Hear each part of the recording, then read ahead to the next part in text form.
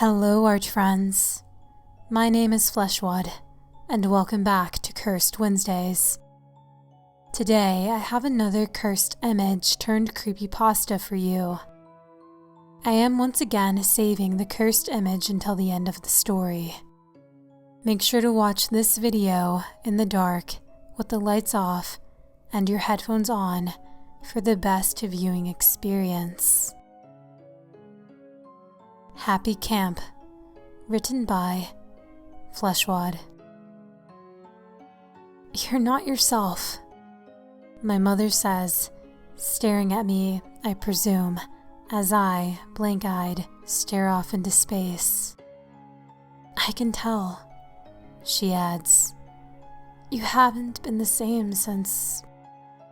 Her voice trails off. By now, I have learned to tune out to what she believes is her being helpful, but in actuality, is pushing me away from her even more. I keep quiet, trying to drift back off, but I can still hear her voice, a low drone in the background.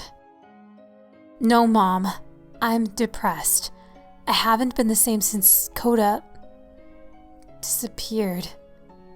I blow up at her. Coda was my best friend. He is my best friend. It's been a time since I've heard from him. I can't believe in any world where he would just take off without telling me. Gone in the night, as if he never existed. His parents won't answer the phone when I call. Nobody talks about him at school. All of his social profiles were deleted, and even pictures we had taken together are gone. I have no idea how. The only thing that remains are my memories. They're faint for some reason, as if they were a distant dream. But I know he was real. He is real. It's kind of funny, because while I know he is real, there are others who I'm not so sure of. Amy from math class. Was there an Amy? There isn't one now, but I have her name scribbled on some notes from math class. Why? Richard. Richard from I don't know where, but I remember his name, and vaguely a face. Even though I can't prove it, I feel I grow lonelier day after day, as if my friend circle shrinks day after day.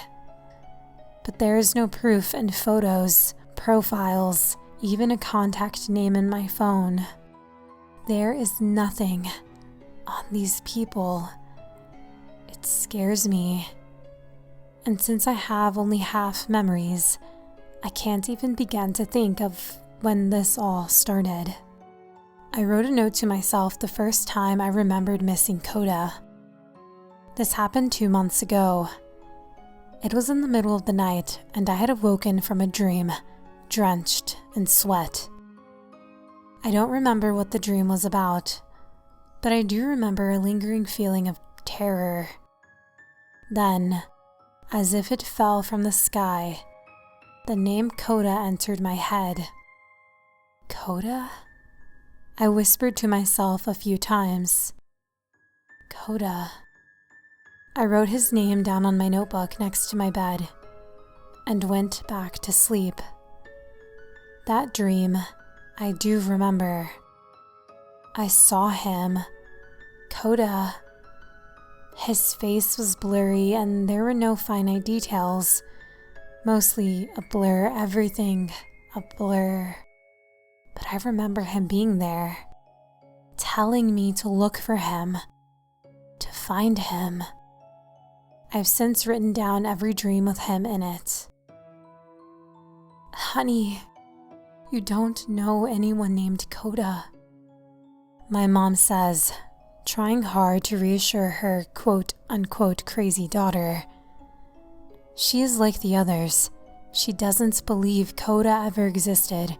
At first, I thought it was a big inside joke. But as the days pass, I begin to think it isn't.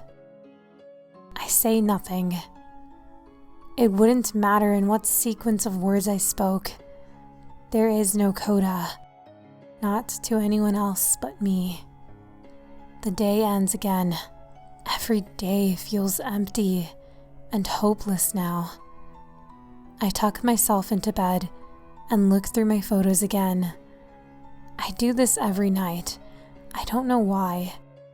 I guess I think maybe tonight, for some odd reason, the photos of Coda will magically appear, and everything will fall back into place, and the world won't feel so hopeless anymore. I wouldn't feel depressed anymore. But the photos don't come back. Not tonight. Just the same photos as every night before. I fall asleep, clutching my phone. Bzz. I wake. My phone is still clutched tightly in my hands. A message? I check the time. 3:00 a.m. Who would be messaging me at this hour? The text message has no name of a sender. The text is a series of numbers I don't recognize. Coordinates? They are coordinates. I input this long series into Google Maps and get a location. A pen deep in the woods, about 2 hours away. Although there was no sender, the message is signed. My heart drops because it is signed with a single, simple K. I pack a quick bag, quiet enough to not wake my parents. I stealthily make my way to the living room and grab the car keys and race out the door. My heart is beating 1,000,000 times a minute. K, it has to be Coda. I can't explain it, but I knew he would reach out to me. I knew there was something I was waiting for. This was it. It's 5:03 a.m. when I reach the tiny red pin on Google Maps. I had to park 20 minutes back. Like I mentioned, the pin is right in the middle of the woods. Normally, I would never walk this deep into the woods alone at night. But Coda is expecting me. I can't let him down, and I can't wait until morning. And even if I could, I can't even tell anybody, because no one remembers him, and I would just be written off as crazy. When I reach the destination, I don't see anything at first. It's then, and only then, that I feel foolish for coming out here. I start to feel scared, and then I hear a crack. A branch cracking under the weight of someone, close by. I turn. My phone light's only a few feet in front of me. My heart is beating so loud that I'm sure even a blind person could tell where I was. I'm frantically moving my arm back and forth, trying to identify where that sound came from. Back and forth, back, and my hand stops. My phone light falls on 3 figures right in front of me. They aren't moving anymore under the light of the phone. The one closest to me is wearing a dirty purple or pink nightgown. Their hands are bound with a dirty, thick rope. There are 2 further back. Another purple or pink nightgown. It is so hard to see at night. And one in a blue nightgown. They're all adorned with a plastic bag on their head. Each bag has a smiley face printed on it, and they are all staring at me.